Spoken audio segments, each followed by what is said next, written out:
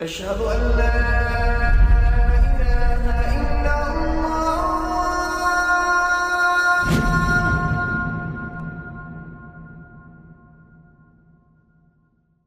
রমাদান উপলক্ষে রেইনড্রপসের বিশেষ lecture series কোরআনের দোয়া। এই সিরিজে আলোচিত হবে কোরআনে বর্ণিত নবী ও নেককার বান্দাদের করা 30টি দোয়া যা গোটা দুনিয়াকে বদলে দিয়েছে। বিসমিল্লাহ, আলহামদুলিল্লাহ, ওয়াসসালাতু ওয়াসসালামু আলা রাসূলিল্লাহ। আসসালামু আলাইকুম ওয়া রাহমাতুল্লাহি ওয়া বারাকাতুহু। দুনিয়া বদলানো 30 দোয়া সিরিজে আপনাদের স্বাগতম। আজ আমরা সুলাইমান আলাইহিস সালামের একটি অত্যন্ত শক্তিশালী দোয়া সম্পর্কে জানব। এটা সূরা সাদের 35 নম্বর আয়াতে বর্ণনা করা আছে। قال رب اغفر لي وهب لي ملكا لا ينبغي لأحد من بعدي إنك أنت الوهاب। অর্থ, সুলাইমান বলল, হে আমার রব, আমাকে ক্ষমা করুন এবং আমাকে এমন এক রাজত্ব দান করুন যা আমার পর আর কারো জন্যই প্রযোজ্য হবে না। নিশ্চয়ই আপনি বড়ই দানশীল। সুলাইমান আলাইহিস সালাম ছিলেন বিশিষ্ট নবী ও বাদশাহ। আমরা ইতোমধ্যেই তার রাজত্ব সম্পর্কে আলোচনা করেছি। প্রকৃতপক্ষেই তিনি ছিলেন বিশ্বের বুকে সবচেয়ে প্রতাপশালী বাদশাহ। তার অধীনে জিন ডুবুরি ছিল যারা সমুদ্রের গভীরে গিয়ে মণিমুক্তা নিয়ে আসত। তার অধীনে এমন জিন ছিল যারা মূল্যবান ধাতু সংগ্রহ করে আনত।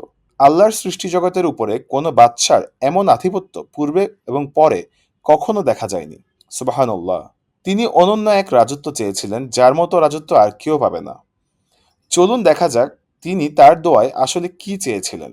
তিনি সর্বপ্রথম যা চেয়েছেন তা হলো রব্বিক ফিরলি, হে আমার রব, আমাকে ক্ষমা করুন। সুবহানাল্লাহ। আমরা জানি দোয়াটা আসলে এক বিশাল রাজত্ব চাওয়ার দোয়া। এর সাথে ক্ষমার সম্পর্ক কি?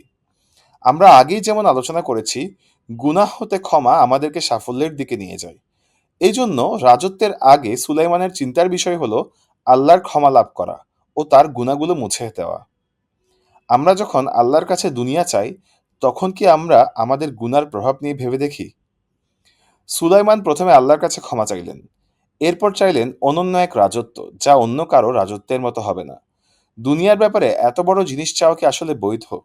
তিনি কেবল একটা বা দুইটা ছোটখাটো জিনিস চাননি, চেয়েছেন এত বড় রাজত্ব যা অন্য কারো হবে না। চলুন দেখি মুফাসসিররা কি বলেন। প্রথমত, সুলাইমান আলাইহিস সালাম ছিলেন একজন কবি এবং প্রত্যেক নবীকেই মুজিজা দিয়ে সাহায্য করা হয়। লোহিত সাগরকে বিভক্ত করে দিয়ে মূসা আলাইহিস সালামকে সাহায্য করা হয়েছিল। ঈসা আলাইহিস সালামকে দেওয়া হয়েছিল মৃতকে জীবিত করা, অন্ধকে দৃষ্টিদান করা ও কুষ্ঠরোগ নিরাময় করার মতো মুজিজা। রাসূলুল্লাহ মুহাম্মদ সাল্লাল্লাহু আলাইহি ওয়াসাল্লামকে সাহায্য করা হয়েছিল চাঁদকে বিভক্ত করার মাধ্যমে। এমন সব অলৌকিকতা যা ছিল অবিসংবাদিত। আর এই রাজত্ব ছিল সুলাইমান আলাইহিস ওয়াসাল্লামের মুজিজা। আর মুজিজা হওয়া মানেই তা প্রাকৃতিক নিয়মের বাইরে হতে হবে। শুধুমাত্র একজন শক্তিশালী বাদশাহ নয়, কেবল এমন বাদশাহ নয় যাকে মানুষ মনে রাখবে, বরং এমন এক রাজত্ব যা পৃথিবীর বুকে কখনো আসেনি আর আসবেও না। এই রাজত্ব ছিল সুলাইমানের মুজিজার অংশ যা তাকে ইসলামের বার্তা প্রচার করতে সাহায্য করেছিল। আপনি যদি সুলাইমানের সমসাময়িক অন্যান্য বাদশার দিকে তাকান, তারা ছিল মূর্তি পূজক বাদশাহ যারা সুলাইমানের তাওহীদের বার্তা প্রচারে বাধা দেওয়ার চেষ্টা করেছিল। সুলাইমান আলাইহিস সালাম সেই সব রাজ্যের মানুষের জীবন সম্পর্কে জানতে ও তারা কার ইবাদত করছে এই ব্যাপারে জানতে পৃথিবীর বিভিন্ন প্রান্তে পাখি প্রেরণ করতেন, যেন বর্তমান পৃথিবীতে গোয়েন্দা ড্রোন উড়িয়ে খবর নিয়ে আসার মতো ব্যাপার। যা হোক, সুলাইমান আলাইহিস সালাম বুঝেছিলেন আল্লাহর কথা ঠিকভাবে পুরো বিশ্বে ছড়িয়ে দিতে দরকার ক্ষমতা, দরকার রাজত্ব ও আধিপত্য। এজন্যই তিনি আল্লাহর কাছে এই রাজত্ব চেয়েছেন। এখানে আরেকটা গুরুত্বপূর্ণ ব্যাপার হচ্ছে, গুনাহ মাফ আমাদের পার্থিব উপকারে কাজে আসতে পারে। এ কথা কি আদৌ বলা উচিত? অবশ্যই বলা উচিত। নূহ আলাইহিস সালামের কথা মনে করে দেখুন। فقلت استغفروا ربكم إنه كان غفارا। তোমাদের রবের কাছে ক্ষমা চাও, নিশ্চয়ই তিনি পরম ক্ষমাশীল। সূরা নূহ আয়াত 10। তিনি কি কথা বলে থেমে গিয়েছিলেন?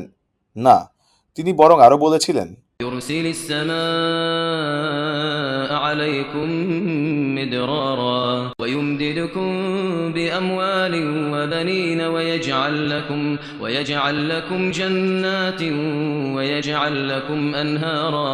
তিনি তোমাদের উপরে মুষলধারে বৃষ্টি বর্ষণ করবেন আর তোমাদেরকে ধন সম্পদ ও সন্তান সন্ততি দিয়ে সাহায্য করবেন এবং তোমাদের জন্য বাগ বাগিচা দেবেন আর দেবেন নদী নালা। সূরা নূহ আয়াত 11-12। তিনি মানুষকে আল্লাহর ক্ষমা চাওয়ার সাথে পার্থিব সমৃদ্ধি বৃদ্ধির বিষয়টাও মানুষের সামনে তুলে ধরেছিলেন। তিনি মানুষকে বলেছিলেন, আল্লাহর কাছে ক্ষমা প্রার্থনা করো, তিনি পরম ক্ষমাশীল। তোমাদের যা যা প্রয়োজন আল্লাহ তাআলা তোমাদেরকে দেবেন। আমাদের বিশ্বে পার্থিব সম্পদের অভাব নেই, তবুও আমরা মানুষকে অনাহারে থাকতে দেখি। অনেককেই ঘর ছাড়া, অনেককেই শরণার্থী হওয়া অবস্থায় দেখি। এটা কিভাবে সম্ভব? আল্লাহর নিয়ামত কখন ফিরিয়ে নেওয়া হয়? যখন মানুষ ক্ষমা প্রার্থনা করে না এবং ফলে আল্লাহ তাআলা ক্ষমা করেন না। তখন মানুষের উপর নেমে আসে একের পর এক শাস্তি। আমাদের আত্মিক দুর্বলতার কারণে আমরা বস্তুগতভাবেও ক্ষতিগ্রস্ত হই। সুলাইমান আলাইহিস সালামের এই দোয়ার সাথে রাসূলুল্লাহ সাল্লাল্লাহু আলাইহি ওয়াসাল্লামের সিরার একটা সরাসরি সম্পর্ক আছে। একটা হাদিসে আছে, রাসূলুল্লাহ সাল্লাল্লাহু আলাইহি ওয়াসাল্লাম বলেন, গত রাতে ইফরিত নামে এক জিন এসে আমাকে সালাতের মাঝে বিরক্ত করছিল। তাকে পরাজিত করার শক্তি আল্লাহ আমাকে দিয়েছিলেন। আমি তাকে মসজিদের পিলারের সাথে বেঁধে রাখতে চেয়েছিলাম, যাতে সকালে এসে তোমরা সবাই তাকে দেখতে পারো। কিন্তু তারপর আমার সুলাইমান আলাইহিস সালামের দোয়ার কথা মনে পড়ে গেল। এরপর কি হলো এখনই বলছি, তবে তার আগে শুনুন। আমাদের প্রত্যেকের জন্য একজন করে কারিন জিন আছে।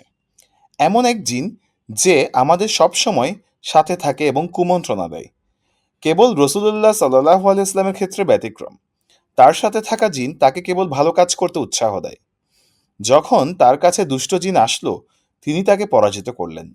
তাকে এমন শক্তি দেওয়া হয়েছিল যে তিনি প্রায় জিনটাকে মেরেই ফেলছিলেন। তিনি জিনটাকে বেঁধে রাখতে চেয়েছিলেন যাতে মদিনার বাচ্চারা জিনটাকে নিয়ে মজা করতে পারে। কিন্তু তারপর রাসূলুল্লাহ সাল্লাল্লাহু আলাইহি ওয়াসাল্লামের স্মরণ হলো সুলাইমান আলাইহিস সালামের সেই দোয়া। অর্থাৎ সুলাইমান আলাইহিস সালাম দোয়া করেছিলেন তার মতো রাজত্ব যেন আর কাউকে দেওয়া না হয়। তাই সুলাইমান আলাইহিস সালামের উপর শ্রদ্ধাবশত রাসূলুল্লাহ সাল্লাল্লাহু আলাইহি ওয়াসাল্লাম জিনদের উপরে আধিপত্য বিস্তার করতে চাননি। এখানে লক্ষণীয়, নবীগণ একে অপরের ভাইয়ের মতো। তাদের সম্পর্ক পারস্পরিক শ্রদ্ধার উপর নির্মিত। এ কারণেই অবশেষে রাসূলুল্লাহ সাল্লাল্লাহু আলাইহি ওয়াসাল্লাম ওই জিনটিকে ছেড়ে দিয়েছিলেন। সুবহানাল্লাহ। সুলাইমান আলাইহিস সালামের এই দোয়ার মাধ্যমে আমরা অনেক কিছু শিখতে পারি। তার মধ্যে একটা হলো আত্মবিশ্বাস রাখা। পৃথিবীর সর্বকালের সবচেয়ে বড় বাদশা একজন মুমিন ছিলেন। এখন যখন আমরা সেকুলার শাসকদেরকে দেখি সাধারণ মানুষদেরকে নির্যাতন করতে, আমাদের মনে রাখতে হবে সর্বকালের সবচেয়ে বড় শাসক ছিলেন সুলাইমান আলাইহিস ওয়াসাল্লাম, আর তিনি ছিলেন একজন বিনয়ী মুমিন। এই দোয়া আমাদেরকে দুনিয়ার সাথে আখিরাত চাওয়াও শিখায়। রাজত্ব চাওয়ার সাথে সুলাইমান আলাইহিস ওয়াসাল্লাম আল্লাহর কাছে ক্ষমাও চেয়েছিলেন। এই জন্য আমাদের দুনিয়া আখেরাত উভয়ের জন্যই দোয়া করা উচিত এবং দুনিয়ার জন্য এমন কিছু চাওয়া উচিত যা আমাদের আখিরাতকে সুন্দর করতে সাহায্য করবে। আমরা যখন আল্লাহর কাছে ভালো চাকরি, নেক সন্তান ও সুখী দাম্পত্য জীবন চাই, আমাদের উচিত আখিরাতকে উদ্দেশ্য বানিয়ে এই দোয়াগুলো করা। সুলাইমান আলাইহিস ওয়াসাল্লাম কিভাবে দোয়াটি শেষ করেছিলেন? তিনি আল্লাহ সুবহানাহু ওয়া তাআলাকে আল ওয়াহ্হাব হিসেবে বর্ণনা করেছিলেন। আল ওয়াহ্হাব অর্থ যিনি অপরিসীম দান করেন। এই নামটি একই সাথে রাজত্ব ও আল্লাহর ক্ষমার সাথে যুক্ত। বিশেষত যখন অনেক বড় কিছু চাওয়া হয়, তখন আল্লাহর এই নামটি ব্যবহার করা হয়। আল্লাহ আল ওয়াহ্হাব এবং তিনি আপনাকে যে কোনো কিছু দিতে পারেন। আর আমরা নবীদের দোয়া থেকে শিখেছি, তারা যখন যে দোয়া করতেন সে দোয়ার সাথে সামঞ্জস্যপূর্ণ গুণবাচক নামে আল্লাহকে ডাকতেন। আসসালামু আলাইকুম ওয়া রাহমাতুল্লাহি ওয়া বারাকাতুহু। রেইনড্রপস মিডিয়ার অন্যান্য প্রজেক্ট সম্পর্কে জানতে ভিজিট করুন www.raindropsmedia.org অথবা ফেসবুক পেজ www.facebook.com/raindropsmedia অথবা ইউটিউব চ্যানেল www.youtube.com/raindropsmediaorg2015